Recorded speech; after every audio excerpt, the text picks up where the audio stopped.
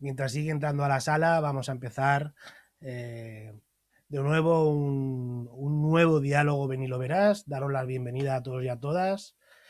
Este espacio de diálogo está convocado por Noticias Obreras, que es un medio de comunicación que edita la Hermandad Obrera de Acción Católica y que muchos de vosotros y de vosotras conocéis.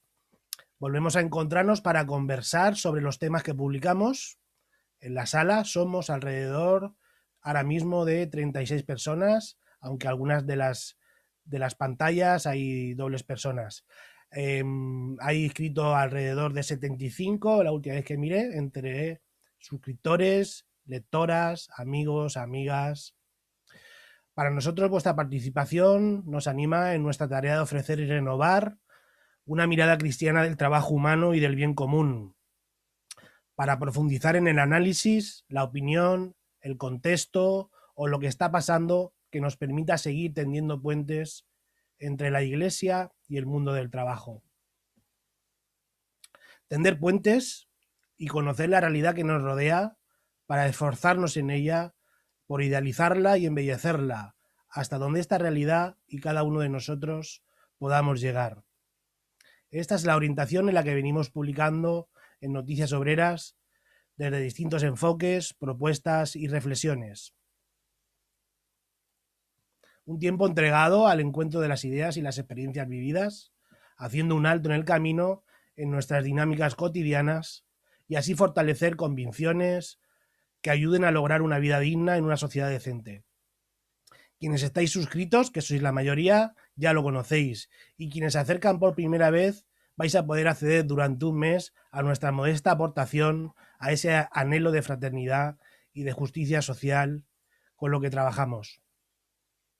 Lo expresan las secciones de la revista que promueven una conversión integral de los estilos de vida, de un modelo socioeconómico basado en la centralidad de la persona, en el trabajo decente y en los derechos sociales como deber de justicia, de una iglesia en salida desde y con las periferias existenciales, desde la oración y la espiritualidad que nos renueva vital y trascendentalmente en este empeño, y con la aportación poliédrica de diferentes culturas y saberes que conviven complementándose, enriqueciéndose e iluminándose recíprocamente. Todo eso intentamos que sea Noticias Obreras. Preparando este encuentro, he vuelto a releer algunas crónicas del proceso de concertación social entre el gobierno, los empresarios y los sindicatos, que hemos ido publicando en noticiasobreras.es. Un relato que nos remonta al inicio de la legislatura y de la voluntad manifestada por las partes de dialogar para buscar el acuerdo fructífero, que quedó relegado Ya está, déjame ya. que quedó relegado para atender las urgencias sanitarias, sociales, laborales y económicas que ha venido provocando la pandemia. Recuperando cierta normalidad social, el pasado mes de octubre arranca la mesa de diálogo social sobre el futuro del sistema de pensiones. En esa reunión, en la que participó nuestro invitado, Comisiones Obreras y UGT le piden al gobierno tres cuestiones. Primero, lanzar un mensaje certero a la población española, a los pensionistas actuales y del futuro, reafirmando que en nuestro país, en los próximos 20 o 30 años, va a haber un sistema de pensiones públicas suficiente. Por otro lado, también insisten en la necesidad de corregir la normativa de pensiones, volver a garantizar por ley la revalorización de estas en función del IPC y sacar de la seguridad social gastos impropios.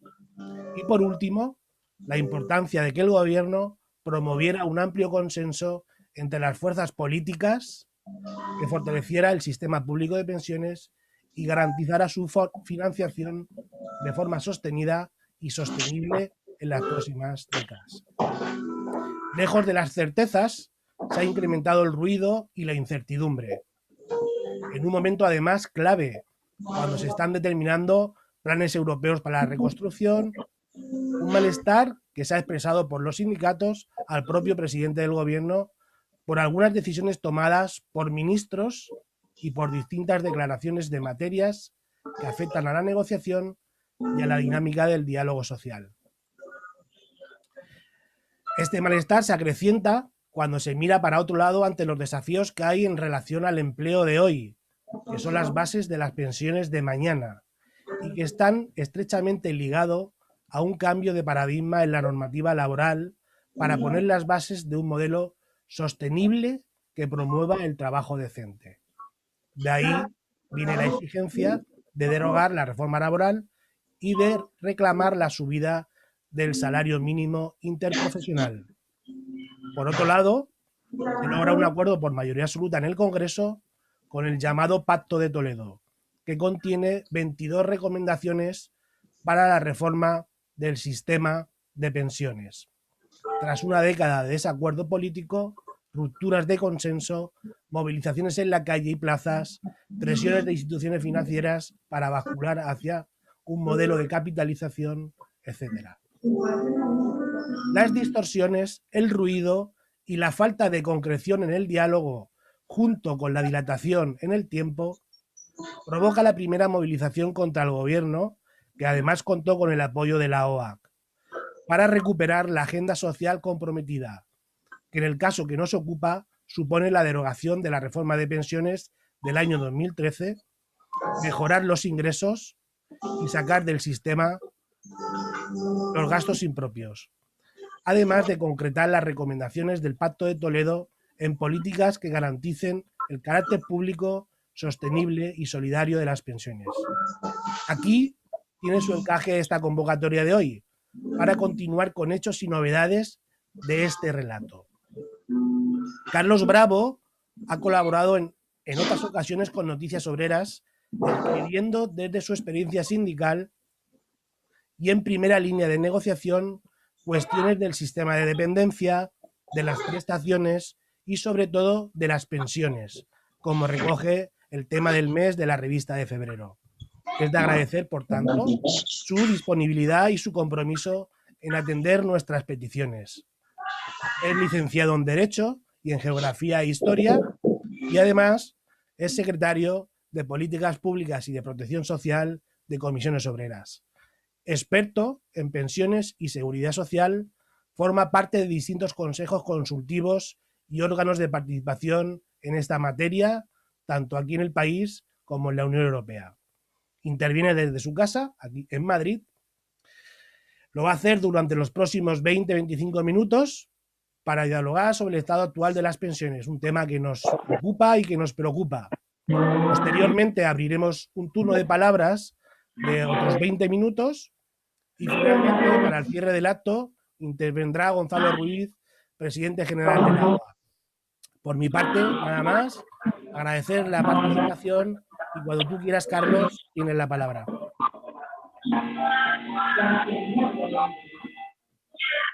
Muy bien, pues.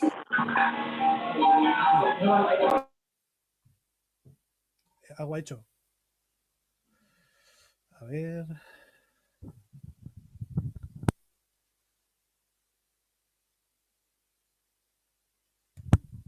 ¿Ahora sí? Ahora sí. Ahora sí.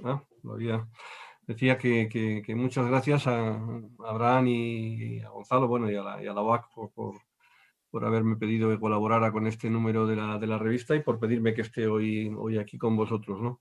Y con vosotras. Bueno, voy a intentar hacer en esos 20 minutos una intervención breve y muy genérica, ¿no? Muy de caracterizar los aspectos esenciales de la situación en la que está ahora. Contaré alguna cosa de la que escribí en el artículo hace algo más de un mes y lo pondré en actualidad también en relación con lo que está pasando ahora mismo, ¿no? Pero bueno, sobre todo me interesa el que tengamos una visión de la situación del sistema de pensiones, de seguridad social y de las necesidades que tenemos. Hay que partir de una magnífica noticia, que es lo que ha dicho Fran, el acuerdo en la comisión parlamentaria 10 años después. Es el cuarto acuerdo de recomendaciones. Ya sabéis que el Pacto de Toledo, se habla mucho del Pacto de Toledo, pero no siempre se entiende bien cómo funciona esto, el Pacto. El Pacto de Toledo es un acuerdo político, un acuerdo alcanzado por las fuerzas con representación parlamentaria, que ha tenido 4 manifestaciones. Esta del mes de noviembre pasado es la cuarta, La tuvo en el 95, la tuvo en el año 2001, la tuvo en el año 2006, perdón, la tuvo en el año 95, la tuvo en el 2003, la tuvo en el año 2011 y esta es la cuarta vez que se produce un acuerdo de recomendaciones sin valor jurídico, son simplemente recomendaciones de por dónde hay que ordenar las cosas en el sistema de pensiones. Ese acuerdo político luego se aborda en el ámbito del diálogo social entre el gobierno y las organizaciones sindicales y empresariales en un papel que nos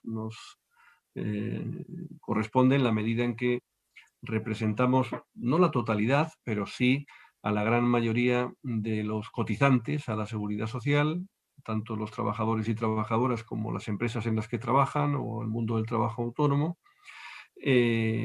como a la mayoría de los beneficiarios también de la propia seguridad social, ¿no? O sea, tanto del lado de la financiación como del lado de las prestaciones se corresponde. Y esos acuerdos que se han alcanzado otros 4 en estos últimos 25 años, en el 96, en el 2001, 2006 y 2011, son el resultado, la concreción en el diálogo social que luego vuelve otra vez al Congreso, esta vez ya en forma de proyecto de ley, son las reformas de pensiones que se han ido aprobando. Por tanto, era muy, muy relevante el acuerdo que se ha alcanzado en noviembre.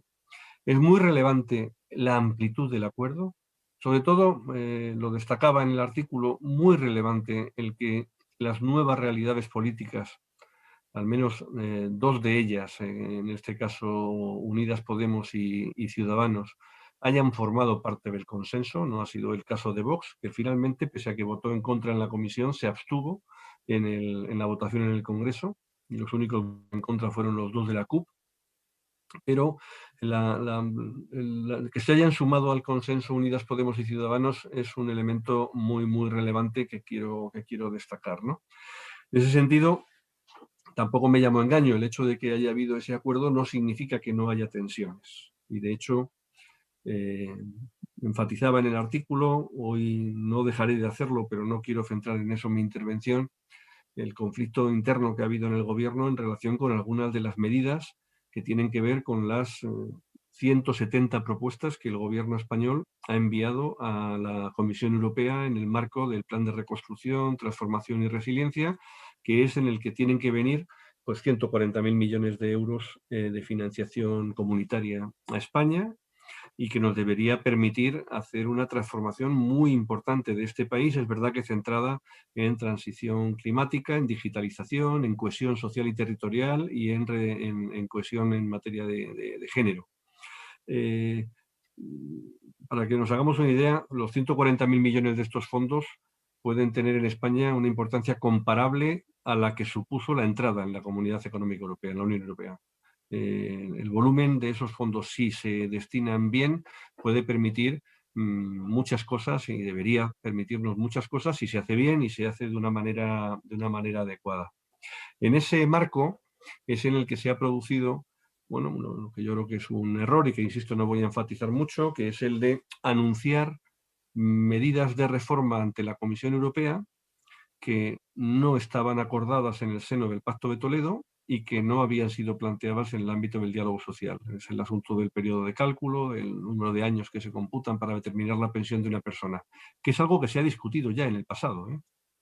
Lo hemos discutido en el año 96 y lo hemos discutido y acordado también en el 96 y en el 2011, pero en esta ocasión no estaba en las conclusiones y ha producido un enfrentamiento interno en el gobierno con filtraciones de un partido y del otro que generan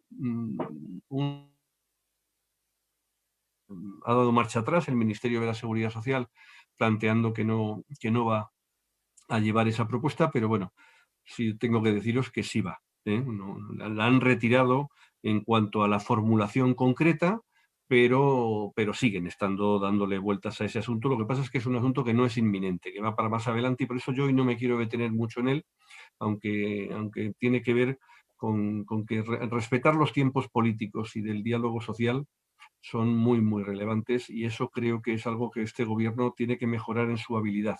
Hay ministerios que tienen muy engrasada la capacidad de negociación y concertación política y social y otros que la tienen menos. El Ministerio de la Seguridad Social lo definiría como un ministerio con una elevada capacidad técnica, tiene gente muy conocedora del sistema y y técnicamente muy formada, que políticamente, sin embargo, creo que tienen que mejorar a lo largo de este periodo.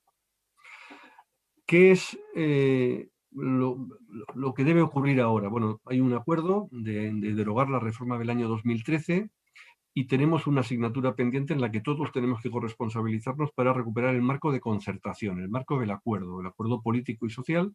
El político se ha producido en primera instancia, el social se está negociando ahora. Si hubiera resultados positivos en el acuerdo social, volveríamos de nuevo vía proyecto de ley a las Cortes Generales, donde espero que el consenso se pudiera mantener inicialmente. Pero eso no está escrito que sea así.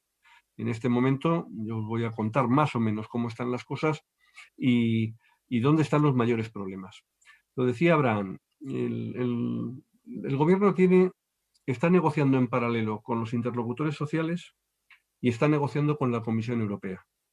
Esos 170 proyectos que se han enviado a Europa, según define la Secretaría de Estado de Economía, son 170 propuestas para negociar con Europa, salvo las que tienen que ver con reforma laboral y con pensiones, donde el Gobierno de España formalmente nos plantea: esto se va a discutir aquí en España en el diálogo social y la Comisión Europea conocerá el resultado de lo que acordemos con empresarios y sindicatos.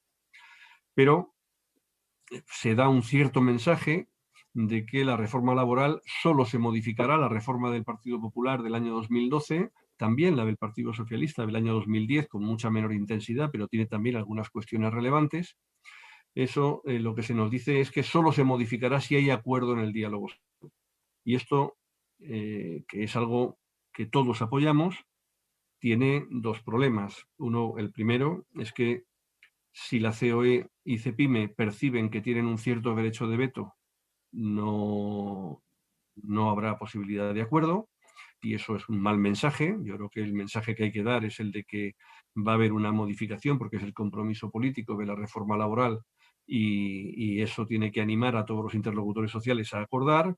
Y esto tiene una segunda derivada, y es que lo que hablemos en materia de reforma laboral y de equilibrio en la negociación colectiva tiene un gran impacto en materia de pensiones, porque lo que hagamos con el salario mínimo interprofesional, la distribución de renta entre capital y trabajo en la negociación colectiva, y por tanto que frente al proceso de fuerte devaluación salarial que hemos sufrido en la última década como consecuencia de las políticas que se han llevado a cabo para combatir la crisis del 2008, o se revierte equilibrando la posición entre empresarios y trabajadores en la negociación colectiva, o tendremos dificultades mayores, no solo en la desigualdad, que es creciente dentro de la sociedad, sino también en los ingresos tributarios, en las cotizaciones a la seguridad social y en los mecanismos de protección social en el futuro.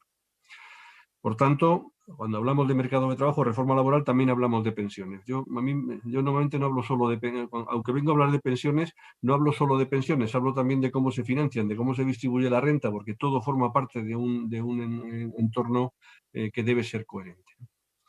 En relación con las cuestiones más destacables, ahora mismo el Gobierno, en esa negociación que está haciendo en paralelo con la Comisión Europea, le ha planteado que quiere hacer una reforma en pensiones en dos fases. Una primera fase, en donde abordará una parte de la reforma, y una segunda fase en la que abordará otra parte de la reforma. Bueno, pues en esto es donde empiezan a aparecer los primeros problemas en la negociación. Nosotros, que sabemos que la negociación en materia de pensiones es continuada, siempre estamos hablando del asunto, porque tenemos que abordar un reto que es real, y es que en esta década, a partir del año 2023, se empiezan a jubilar las generaciones de baby boomers, es decir, las generaciones más numerosas nacidas en la historia de España, que llegan vivas a la jubilación. Que siempre pensamos que es que en este país nuestros padres y nuestras madres se pusieron a tener hijos en el año 58. No. El año 58 hasta el año 78, 79 son los baby boomers, porque son generaciones muy numerosas, ciertamente, que llegan vivas a la jubilación. Hasta el año 58 teníamos una situación económica y de posguerra que generaba pues mucha mortalidad infantil, y donde no hay esas generaciones que hayan llegado vivas tan lejos, ¿no? Entonces, ahora empiezan a llegar a la jubilación, tenemos por tanto una necesidad exigente, y ahora es el momento en que una sociedad tiene que dar respuesta también, ¿no? Y tiene que plantearle a la población si es capaz de tratar de manera comparable a las distintas generaciones, o si por el contrario le va a dar el mensaje a las generaciones más numerosas de que ustedes nacieron en mal momento y por tanto para ustedes no va a haber un tratamiento comparable al que ustedes han financiado durante su vida activa con sus cotizaciones y sus impuestos durante toda su vida, ¿no? Bueno, esto es lo que nos parece que es estratégico y por tanto hay que abordarlo. ¿Qué significa tratar de manera comparable a las generaciones que se jubilan ahora y que van a ser cada vez más numerosas hasta llegar a en los años 2045, 2047, 2048, que es donde va a estar la mayor exigencia? Cuando digo la mayor exigencia, para ponerle dimensión, donde vamos a tener 16 millones de pensionistas. Donde hoy son 10 millones, vamos a tener 16 millones de pensionistas. Y esto, todo lo demás es opinable. Es opinable cuánta gente va a estar viviendo en España, cuántos hijos vamos a tener, cuánta gente va a venir de otros países a trabajar en nuestro país, cuánto empleo va a haber, cuánto se va a pagar a la gente que trabaja. Todo eso podemos modificarlo. Ahora, que va a haber 16 millones de pensionistas en torno a 2047, 2048, eso lo tenemos claro. Tienen DNI, están empadronados, viven aquí ya y con un margen muy pequeño, ese es el reto que tenemos que abordar. Y hay que abordarlo de una manera clara. ¿Qué es necesario ahora? Bueno, hay un modelo que es el del año 2013 que lo que hace es, oiga, mire, no vamos a poder tratar a los pensionistas futuros ni a los actuales a partir de ahora de la misma manera que a los anteriores y por tanto la revalorización de pensiones se va a quedar prácticamente congelada y vamos a disminuir las pensiones futuras en función de lo que aumente la esperanza de vida. Es decir, no trato de manera equiparable a las distintas generaciones y provoco una caída del gasto en pensiones que significa que en esos años mediados de los 2040 vamos a gastar en pensiones más o menos lo mismo que ahora para pagar a 6 millones más de personas. Bueno, pues esto no hace falta ser un lince para saber que la única manera de pagar a 16 millones con un dinero comparable al que utilizamos para pagar a 10 millones es que los 16 millones con pensiones más bajas. No hay otra manera. Por tanto, esa es la esencia de la reforma del 2013 y eso es lo que hay un compromiso de derogar. Este es el primer elemento que se tiene que poner encima de la mesa. El segundo es el de volver a ese consenso del año 2011 y tomar medidas que nos permitan seguir mediante el acuerdo político y social gobernando este problema de manera que podamos cumplir siempre el objetivo. Yo lo repetiré hasta la saciedad. El objetivo es tratar de manera comparable a generaciones distintas, unas más numerosas, otras menos. ¿Qué tenemos que hacer ahora? Bueno, pues el primer debate que tenemos es la revalorización de pensiones. Y aquí hemos tenido diferentes propuestas del gobierno, propuestas, todas ellas permitían garantizar el poder adquisitivo de las pensiones, pero varias de ellas eran muy poco comprensibles para la población pensionista. Porque medias móviles de 5 años para ajustarlo. Bueno, ahora estamos hablando de una posible revalorización anual con el IPC del año anterior, con el crecimiento de los precios del año anterior. Tiene algunos problemas la fórmula, estamos discutiéndola y yo espero que eso vea la luz en un plazo razonable de tiempo. Hay un segundo empeño del gobierno, es que quiere retrasar, o quiere acercar, mejor dicho, acercar la edad efectiva de acceso a la jubilación a la edad legal. Es decir, en España la edad legal de acceso a la jubilación se sitúa entre 65 y 66 ahora mismo, para unas personas 65, las que tienen carreras más largas de cotización, para otras 66, y llegará a ser en 2027 entre 65 y 67. De manera que habrá gente que se seguirá marchando con 65, la mayoría, pero una parte muy importante también tendrá que esperar a 67 para llegar a jubilarse con el 100% de la pensión. Pero la edad efectiva de acceso a la jubilación se sitúa en torno a los 64 años. Depende de la estadística que uno mire, salen 64 o 63. La razón fundamental es muy sencilla. Si a la gente que está jubilada parcialmente, que son como un 10% de las jubilaciones de cada año, los que se van a la jubilación parcial, si les computan jubilados en el momento en que acceden a la jubilación parcial y compatibilizan una parte de trabajo en jornada reducida con la pensión, o se les contabiliza al final, cuando ya tienen la pensión completa y han cumplido los 65 años. Pero 63, 64. Y el gobierno quiere empujar eso hasta el final, para acercarlo a la edad legal. Nosotros ahí lo que hemos planteado es que eso se puede hacer a través de fórmulas de voluntariedad, de incentivo a la permanencia o de reconocimiento del derecho a la jubilación anticipada, que es un nuevo derecho que se creó en el año 2001 para la gente que es despedida y en el año 2011, en la reforma del 2011, para la gente a partir de los 63 años. Y como a la Seguridad Social jubilar anticipadamente a una persona le obliga a anticipar dinero, pero le ahorra dinero, porque la reducción de la pensión que hace a los jubilados anticipados es mayor que lo que les anticipa. Esto es importante entenderlo. Me aplican un coeficiente reductor, me pagan una pensión más baja, y entonces se dice, es que esto es muy costoso porque hay que anticipar el dinero a la gente. Y dice, sí, pero le paga usted menos. Y a lo largo de su vida acaba ahorrando dinero. Bueno, nosotros lo que queremos es que se revisen esos coeficientes para que se ajusten más a la realidad. Pero además hay que tomar decisiones que nos permitan reforzar la equidad en el sistema de pensiones. Y cuando digo la equidad significa que nos traten a todos de una manera comparable. Hoy tenemos 19 millones y medio de de cotizantes a la Seguridad Social. 16 millones más o menos de personas que trabajamos por cuenta ajena y algo más de 3 millones que son personas que trabajan como autónomos. De esos 19 millones y medio de cotizantes a la Seguridad Social, más de 5 millones no cotizan por sus ingresos reales. Si entendemos la Seguridad Social como un sistema de aseguramiento colectivo, que es lo que es, entre todos nos aseguramos a todos, pues que 5 millones de personas no coticen por sus ingresos reales significa que hay pues en el torno de un 20 y tantos % de las personas que cotizan a la Seguridad Social que no están contribuyendo de la misma manera que los demás, ni recibiendo la misma protección social que los demás. ¿Quiénes son estos colectivos? Bueno, pues los más importantes, podría haber alguno más, pero son 3. Por un lado, las personas que más ganan. Las personas que más ganan, las personas que ganan más de 49.000 euros al año, cotizan por 49.000 euros al año. Y el volumen de salarios o de ingresos que hay en España anualmente que no cotizan a la Seguridad Social se coloca, depende del año, entre 24 y 29.000 millones de euros.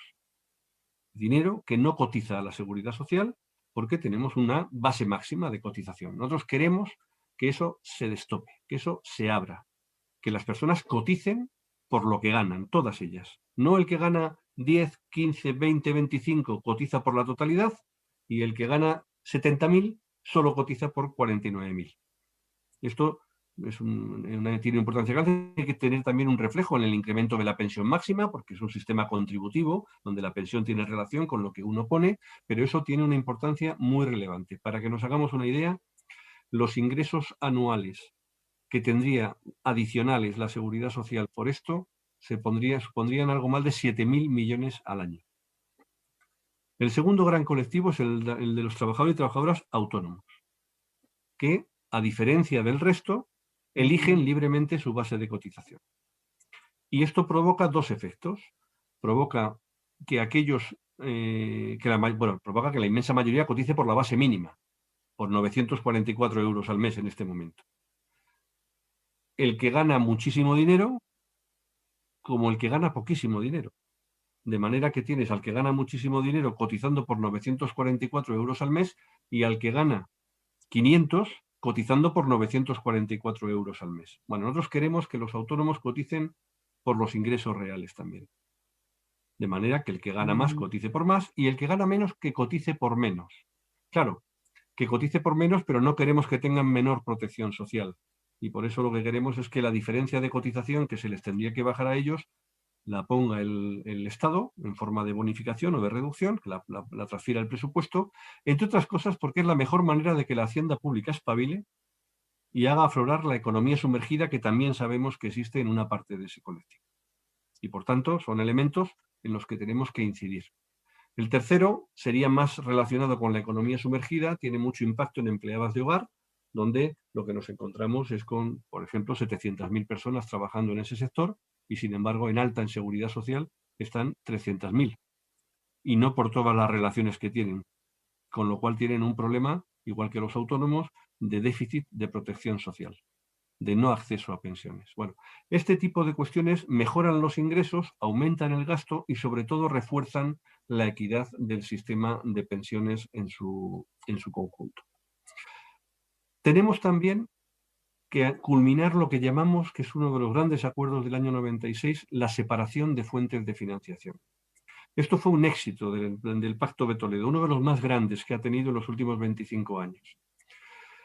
Hay gente, porque en esto de las pensiones hay mucha demagogia, hay gente que dice que la Seguridad Social le ha dado al Estado dinero para pagar cosas que no eran pensiones y que ahora hay que devolvérselo. Bueno, vamos a situar las cosas en sus términos. La Seguridad Social paga las pensiones, la sanidad pública y los servicios sociales públicos hasta el año 1999. Y eso era perfectamente legítimo porque era nuestra Ley General de la Seguridad Social. En el año 95, 96, acuerdo político, 96, acuerdo social, se acordó que toda la sanidad y servicios sociales lo tenía que financiar el Estado presupuestariamente. ¿Por qué? Porque son políticas universales, porque todos los españoles y españolas tienen que estar cubiertos por la sanidad y por los servicios sociales. Al mismo tiempo, el sistema de pensiones es un sistema contributivo relacionado con la cotización de las personas, y lo que se hizo en el año 90 fue extender con las pensiones no contributivas y hacerlo universal, pero con pensiones muy bajitas. 5 minutos, Carlos. Termino ya. Con las cotizaciones, por tanto, financiamos al sistema de pensiones contributivas y sacamos la sanidad, 70.000 millones de euros, y sacamos los servicios sociales, que es mucho menos, pero que tiene también un montante de en torno a 8.000 o 10.000 millones de euros anualmente de gasto. ¿Qué tenemos que hacer ahora? Ya hemos culminado la separación de fuentes de financiación, pero resulta que seguimos pagando con cargo a cotizaciones a la Seguridad Social cosas que yo creo que no deben pagarse ahí. Por ejemplo, una política de empleo como es las bonificaciones o reducciones de cuotas por contratación de determinados trabajadores. Por ejemplo, para contratar a mujeres en sectores subrepresentados, para contratar a personas discapacitadas, para contratar a jóvenes, para ese tipo de colectivos a los que se quiere favorecer de manera legítima y de manera muy positiva, pero son políticas de empleo o políticas de igualdad y por tanto deben ser financiadas con cargo a la imposición general. O, por ejemplo, políticas de apoyo sectorial, como es el que las empresas del sector agrario coticen un 40% menos que cualquier empresa de este país. Es una política de apoyo al sector. Si usted quiere apoyar al sector agrario, tendrá que financiarlo, no financiarlo con un menor ingreso de las empresas de ese sector. Son elementos de falta de equidad que hay que hacerlo. El montante de estas partidas alcanza hasta 23.000 millones de euros anuales. Es una barbaridad. Y son elementos que tenemos que plantear también. Y junto con ello hay que plantearse, continuar con ese escenario de acuerdo, de que el déficit del Estado luzca donde tiene que lucir, que es en el Estado, que es quien tiene capacidad de intervención, porque tenemos que tener en cuenta que España no solamente tiene el debate acerca de los sistemas de pensiones y las cotizaciones y los ingresos a la seguridad social, España tiene un problema, y es que para abordar todas estas políticas que se le van cargando a la seguridad social para no cargarla sobre el sistema tributario, es el resultado de un sistema tributario en el que los ingresos fiscales que tenemos en nuestro país son muy inferiores a los de los países de nuestro entorno. España tiene un diferencial con la zona euro, con la eurozona, con los países más próximos a nosotros, de ingresos fiscales muy potente, como consecuencia de dos problemas. Uno, tenemos una economía sumergida que dobla a la de los países de la eurozona. Esto significa gente que tiene contratos a tiempo parcial, pero trabaja a tiempo completo, pero le pagan o no le pagan nada por el tiempo completo o se lo pagan en negro fuera de nómina, gente sin dar de alta en seguridad social, actividades que no se declaran y, por tanto, un problema de economía sumergida que hay quien cuantifica en entornos del 19% del Producto Interior Bruto, que es el doble de los países de la zona euro. Y, por otra parte, tenemos una legislación fiscal que, pareciéndose a la de los países de nuestro entorno, tiene unas vías legales de eludir obligaciones fiscales para determinados tipos de renta muy potentes, especialmente rentas de capital mobiliario, especialmente en el impuesto de sociedades e incluso en algunos tipos del IVA.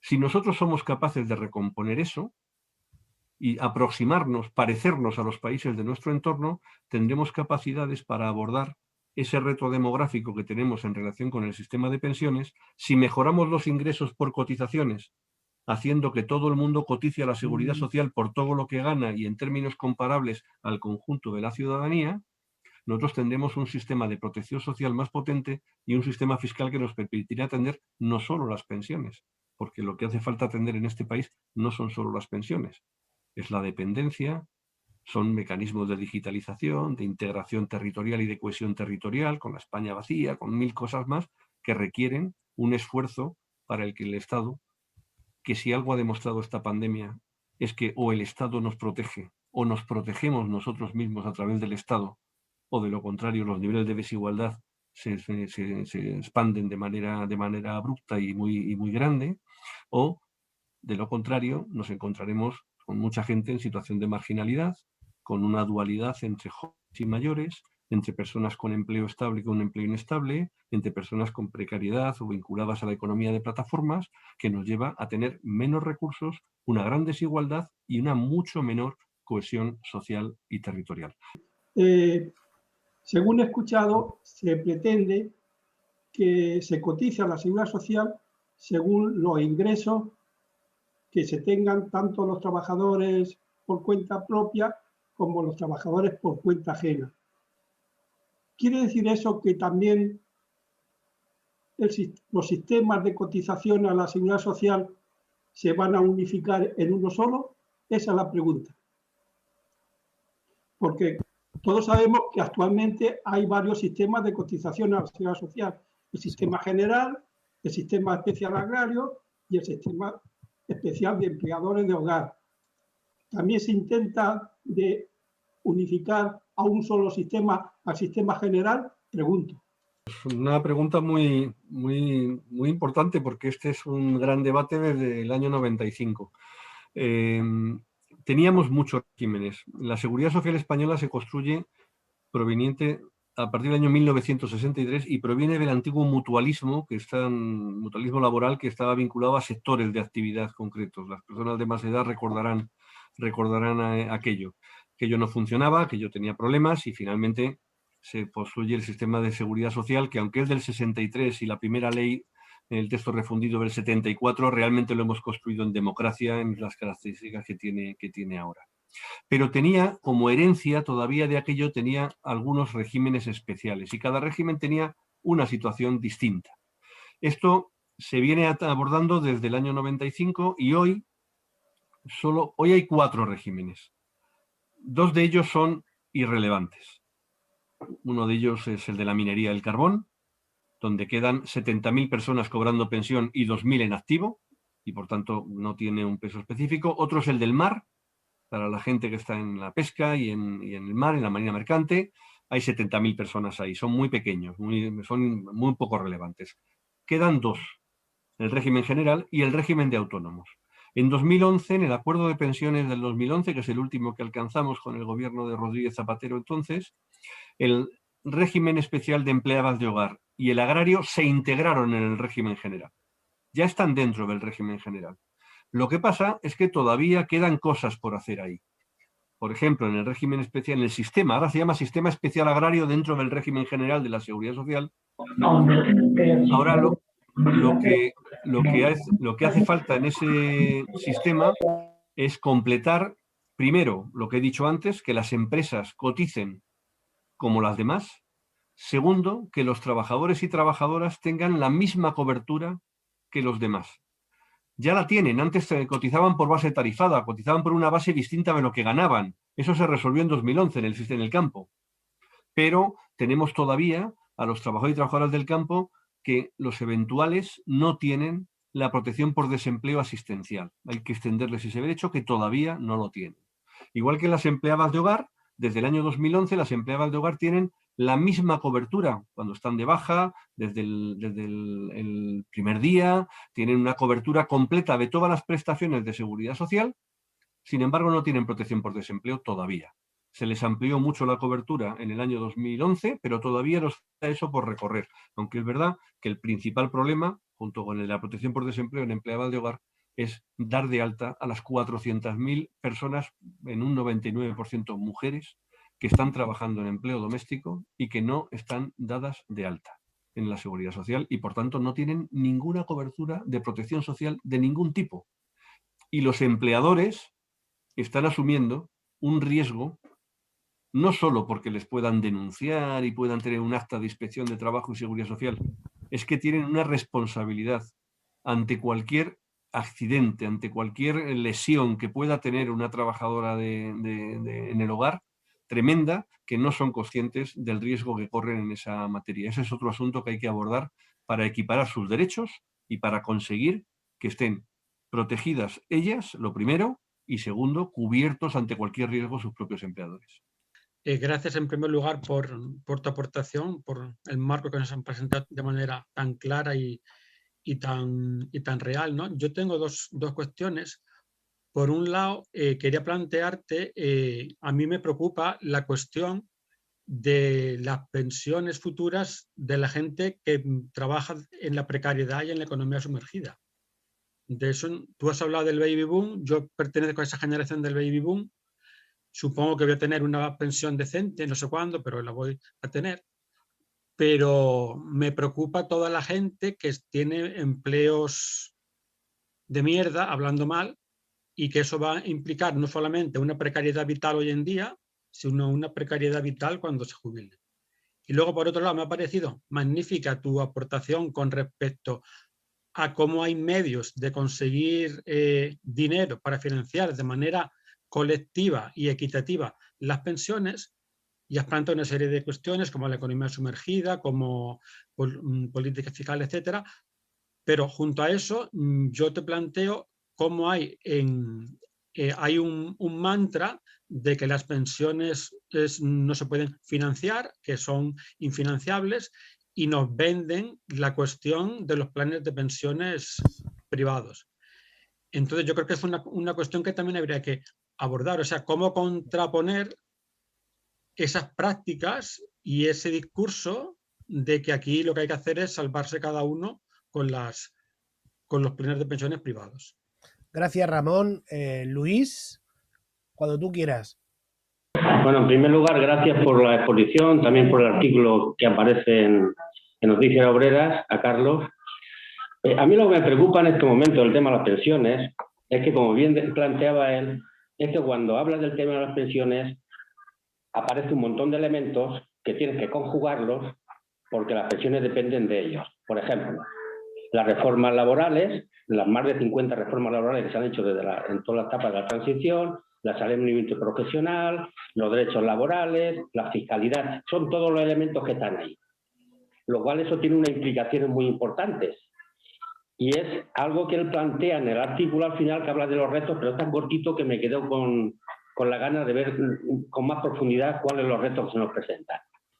Yo no sé si el sindicalismo en estos momentos tiene capacidad, incluso la misma mesa de negociación, capacidad para darle la vuelta a un planteamiento que es liberal y que va por otra dinámica de las pensiones, como están otras dinámicas de las reformas laborales, del salario mínimo, de derechos laborales y del futuro incluso del trabajo, que nos están ganando ya esa partida también lo que es el futuro del trabajo. Todo eso supone que hay que tener una fuerza. Por otro lado, nos encontramos con un mundo obrero muy diseminado, muy dividido, cada uno a la suya, un gran individualismo. Yo he estado participando en todas las movidas que han habido en torno a todo el movimiento de pensionistas y jubilados, que ha sido de los movimientos más vitales que han habido en los últimos tiempos. Y están en otra onda, incluso muy críticos los propios sindicatos, incluso con el Pacto de Toledo, donde plantean que las 22 medidas que se están planteando, ellos tienen otras medidas que no las tienen recogidas. Que ellos tienen una plataforma así como unas 17 medidas que van mucho más lejos que las medidas que plantea el Pacto de Toledo.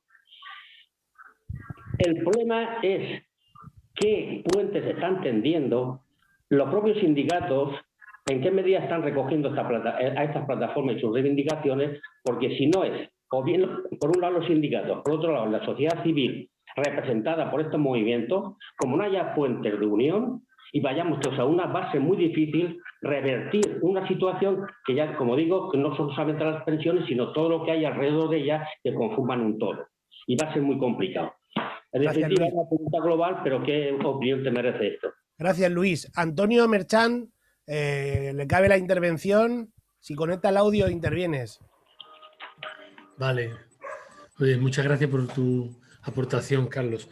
Yo quería preguntarte o plantearte ¿Qué grado de confianza inspira en este tema el hecho de que tengamos un gobierno de izquierda? Es decir, ¿qué diferencias notables hay en la forma de abordar el tema con respecto a otras políticas anteriores?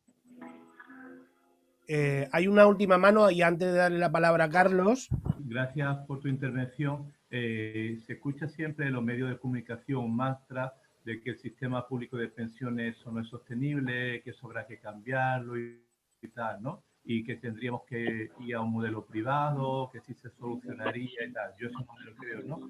Pero ¿qué argumentación podemos dar ante la mayoría de la gente que se siente bombardeada por este mensaje desde muchos años y lo van a seguir haciendo aquellos que están interesados en que no haya un sistema público de pensiones, sino gestionar ellos todo ese dinero para beneficios propios? Bueno, pues todos temas muy, muy relevantes y para echar mucho rato para hablar de algunos de ellos, pero voy a intentar plantearlo. A ver, comparto lo que decía Ramón Aguadero en relación con jóvenes y precariedad. Claro, jóvenes, trabajos precarios, rotación, carreras irregulares. Es un fenómeno muy preocupante. No es nuevo. Lo digo porque esto es muy importante. Yo siempre pongo un ejemplo que creo que es gráfico.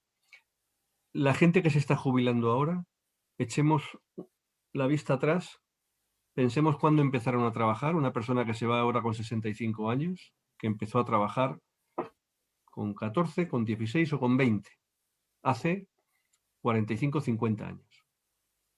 Y pensemos lo que le ha pasado a este país en 45, 50 años y todos los problemas que hemos vivido en este país en los últimos 45 o 50 años, en términos económicos, de crisis económicas, de paro, que hemos tocado 20 y tantos % de paro en varias ocasiones.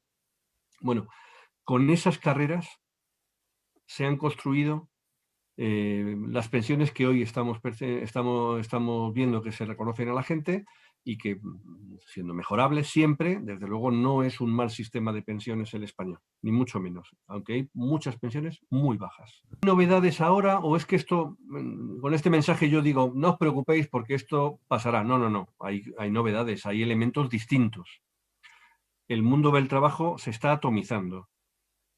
Las empresas tienden a no concentrar dentro de la empresa toda su actividad. Hay un fenómeno de externalización de actividades que provoca lo que se llaman ahora las empresas en red, que tienen como objetivo fundamental abaratar costes salariales. El sacar actividades de la empresa, el subcontratar, en una cadena de subcontratación que muchas veces tiene impactos además en la salud de las personas porque trabajan con un riesgo mayor, pero además, sobre todo, tienen como eje fundamental el reforzar la subcontratación y abaratar los costes salariales. Por eso en la reforma laboral nosotros decimos que los aspectos más lesivos, nos gustaría corregirla entera, pero desde luego hay que corregir la eficacia general de los convenios, la prevalencia del convenio sectorial frente al de la empresa y la regulación de las subcontrataciones.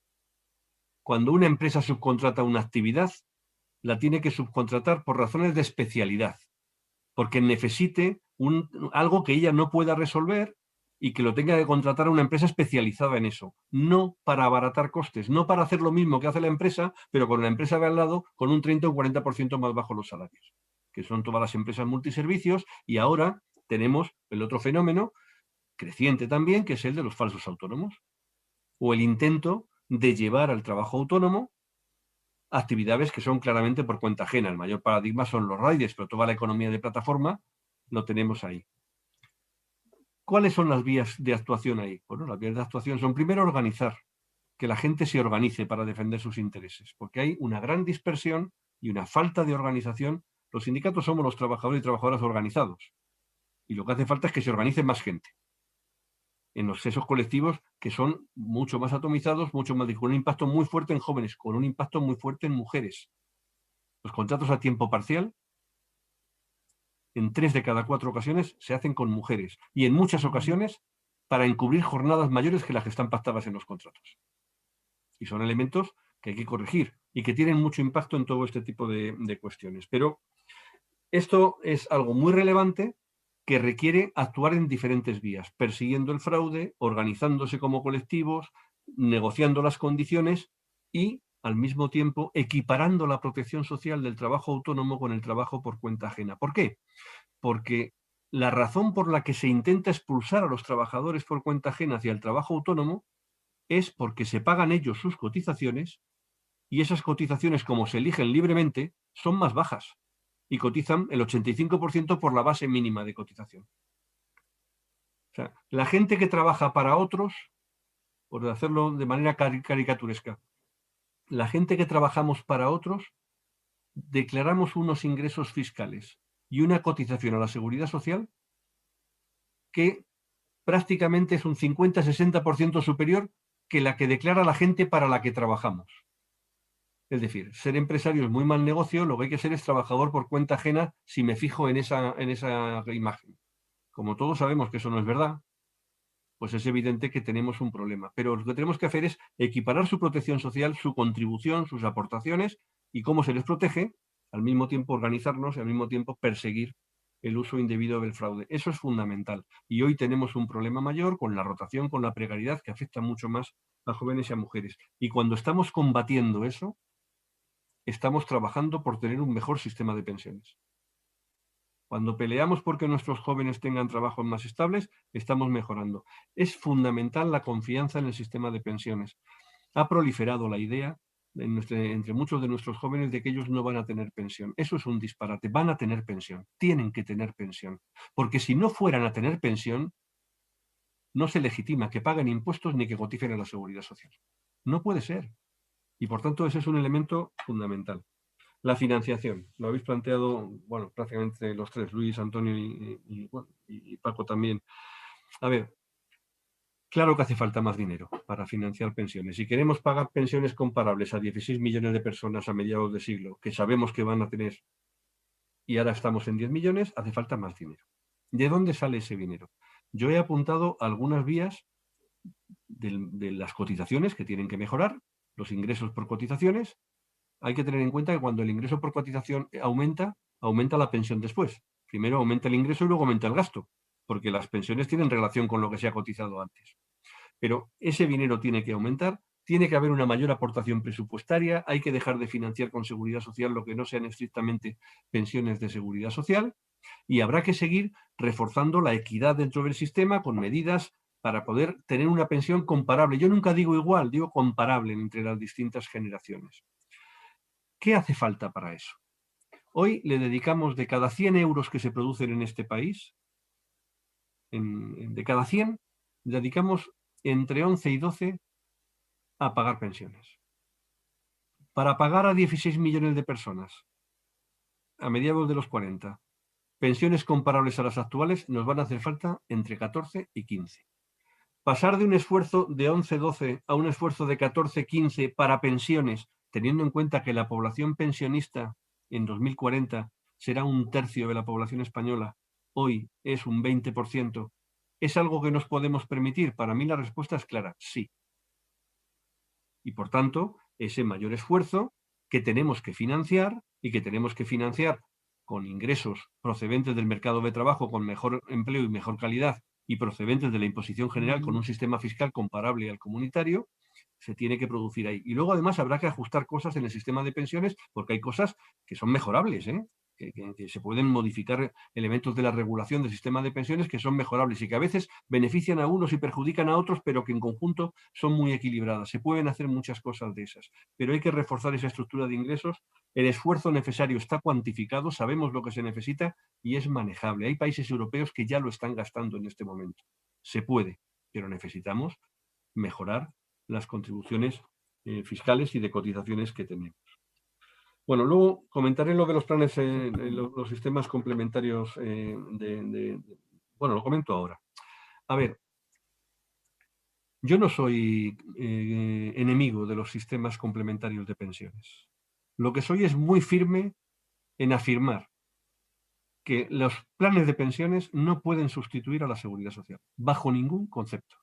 La seguridad social es un sistema de protección universal para el conjunto de la ciudadanía.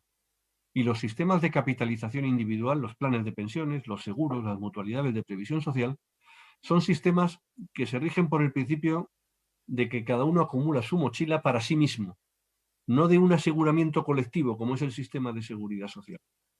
Decir que la gente tiene que aumentar su responsabilidad individual ahorrando está muy bien. Decir que eso se haga en sustitución del sistema de seguridad social significa decir que a la gente con menos recursos le reducimos las pensiones y la gente con más recursos pues se las va a financiar con su propio ahorro. Lo mismo ocurre con la sanidad privada y la sanidad pública. España es un país que gasta en sanidad pública un 6% del PIB, escaso. Estados Unidos gasta el 17% del PIB en gasto sanitario y tiene peor sanidad que la española para el conjunto de la población.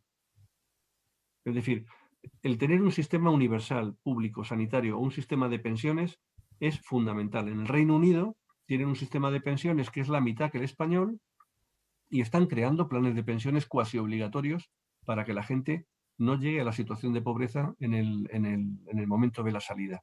En España tenemos un sistema de pensiones que es potente, que es mejorable, pero que es potente, que compara muy bien, y los sistemas complementarios de pensiones no vienen mal, porque significan que la gente va a tener mejor renta, porque tiene una renta complementaria a la pensión pública, porque significa que hay dinero ahorrado que no puede ir a consumo, a gastarse de inmediato, y por tanto tiene que financiar la deuda pública que emite el Estado o las demandas de financiación de las empresas, y no son un problema en sí mismo. El problema está en que se mezclan dos discursos.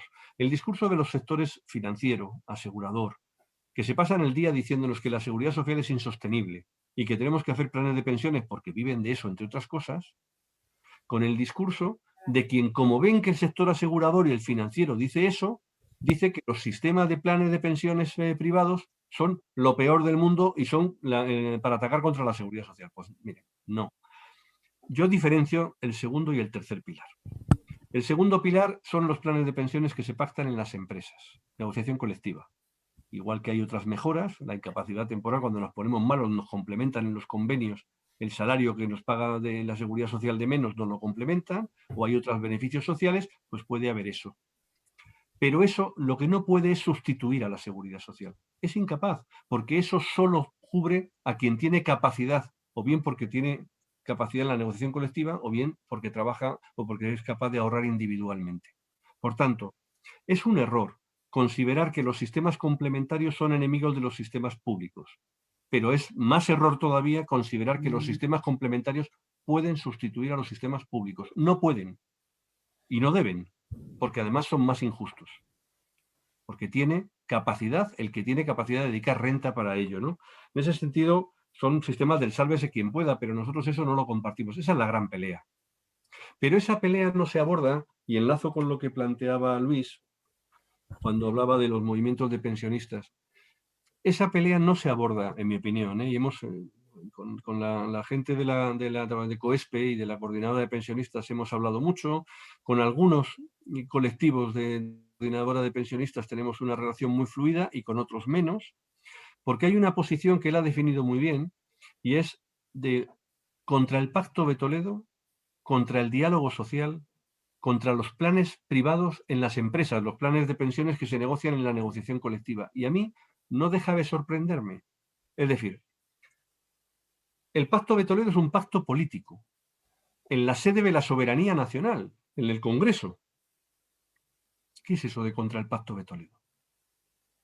¿Pero qué es eso de estar en contra de que el Pacto de Toledo pacte, la gente que votamos en las elecciones, acuerde o tenga grandes consensos sobre el sistema de pensiones?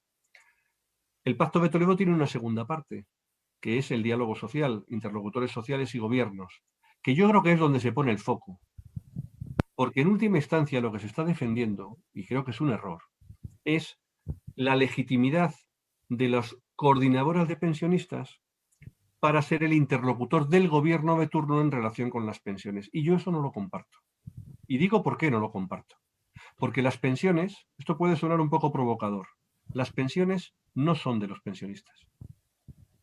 El sistema de seguridad social es de interés general, es del conjunto de la ciudadanía. La pensión de mi madre la estoy financiando yo, en la confianza de que mis hijos van a financiar la mía. El sistema de pensiones, que es un 12% del Producto Interior Bruto, es determinante de la demanda de bienes y servicios en España. y por tanto del beneficio empresarial y del empleo que se genera. Se financia con las cotizaciones en activo y con los impuestos durante toda la vida. Cuando yo sea pensionista, estaré en una relación con la seguridad social que me tocará en ese momento, pero yo tengo relación con la seguridad social desde que soy un crío pagando impuestos cuando compro una piruleta, desde que empiezo a trabajar con 16 años y cotizo para financiar la seguridad social y cuando me llega el turno de ser pensionista. No es el colectivo de pensionistas el que representa, el de cada momento, el que representa los intereses del conjunto de la sociedad en la seguridad social. Es el conjunto de la ciudadanía, representantes políticos, interlocutores sociales y, por supuesto, los movimientos sociales con una importancia. Hay que confluir con ellos, hay que reivindicar con ellos, tenemos que estar todos juntos, pero esta rivalidad para ver cómo desplazamos unos a otros creo que no es una buena cosa. Preguntaba Antonio el asunto de diferencias entre este gobierno y los anteriores, que existen sin duda alguna. La prueba más palmaria es 2013, la reforma del 13, una reforma hecha por un gobierno conservador. La del 11 fue una reforma intensa, dura, pero equilibrada. Se pactó con un gobierno socialista y el gobierno actual es un gobierno que tiene una sensibilidad distinta. De hecho, nosotros tenemos problemas. Yo he criticado antes al Ministerio de Seguridad Social en algunos aspectos, pero tengo que decir que no sé si seremos capaces de hacer acuerdo, porque son un poquito cabezotas en algunas cosas y nos está costando avanzar en algunos asuntos, pero estamos discutiendo de modelos de protección social y de seguridad social que se parecen mucho. Y por tanto tenemos que ser capaces, espero, de llegar a un punto de encuentro. Y por último, creo que contestaba también a lo de la previsión social complementaria y seguridad social. Por último, el tema de los retos que decía también Luis. Los retos a los que yo me refiero en materia de seguridad social son fundamentalmente abordar los baby boomers. ¿Por qué? Porque hay una necesidad de gasto mayor, pero ojo, es un reto exigente, pero limitado en el tiempo. Porque después de los baby boomers, después de los nacidos entre el 58 y el 78, que somos un puñado, vienen nuestros hijos. Y los baby boomers hemos tenido pocos hijos. No es mi caso, que he tenido 3, pero en general hemos tenido pocos hijos. Y como hemos tenido pocos hijos, a partir del año 48, que es el punto más alto, se estabiliza el gasto en pensiones y luego desciende. Por tanto, no tenemos, como a veces dicen los del sector financiero y compañía, un sistema de seguridad social que es una estafa piramidal. No, no. Tenemos una exigencia creciente, acotada en el tiempo, que podemos abordar, que es manejable si tenemos claro los objetivos y las prioridades que tenemos, y que posteriormente desciende y podremos gobernar con mucha más tranquilidad. Muchas gracias, Carlos. El debate da para mucho. Quiero decir que había alguna palabra más pedida, pero le tengo que dar el turno a Gonzalo para marcar un poco los tiempos y no se nos hace muy tarde. Y bueno, Carlos siempre va a estar disponible para cualquier diálogo que queramos tener en torno no solo a pensiones, sino también a desempleo y a dependencia. En este momento tendríamos que darle la palabra a Gonzalo. Te activas el micro y bueno, agradecerte mientras activa el micro, agradecerte, Carlos, la presencia y el compromiso. Nos seguimos viendo. Gracias, pues buenas tardes a todos y a todas, a los que no he saludado antes. Pues empezar dando las gracias a Carlos por su disponibilidad, por estar dispuesto cuando se le ha pedido colaboración para Noticias Obreras o para este mismo acto, pues darle las gracias, ¿no? Entre otras cosas, por su conocimiento de un tema tan complejo como es este de las pensiones, ¿no? Y que lo que se pretende con este acto, como los otros que hemos tenido anteriormente, pues es contribuir a crear esa conciencia social y ese diálogo ante temas tan complejos y tan importantes como este de las pensiones, ¿no? Nosotros pensamos que el problema de las pensiones no es un problema de sostenibilidad, sino por falta de recursos, sino que es un problema de falta de justicia en la redistribución y en el uso de la riqueza social, que son opciones de política pública, ¿no? y que, como señaló San Juan Pablo II, el problema está en que en lugar de situar los derechos de las personas trabajadoras como criterio fundamental del funcionamiento de la economía, se hace lo contrario, negando un principio básico de justicia. Por eso, nosotros creemos que a la hora, y yo creo que en este diálogo que hemos tenido, se sustancia claramente, ¿no?, que hay 4 cuestiones fundamentales para nosotros en todo esto de las pensiones, ¿no? Y es que, primero, que los derechos sociales deben de estar garantizados por sí mismos, son derechos de las personas por el derecho de serlo y no pueden ser puestos en cuestión habiendo recursos como hay en el conjunto de la sociedad para satisfacerlos, ¿no?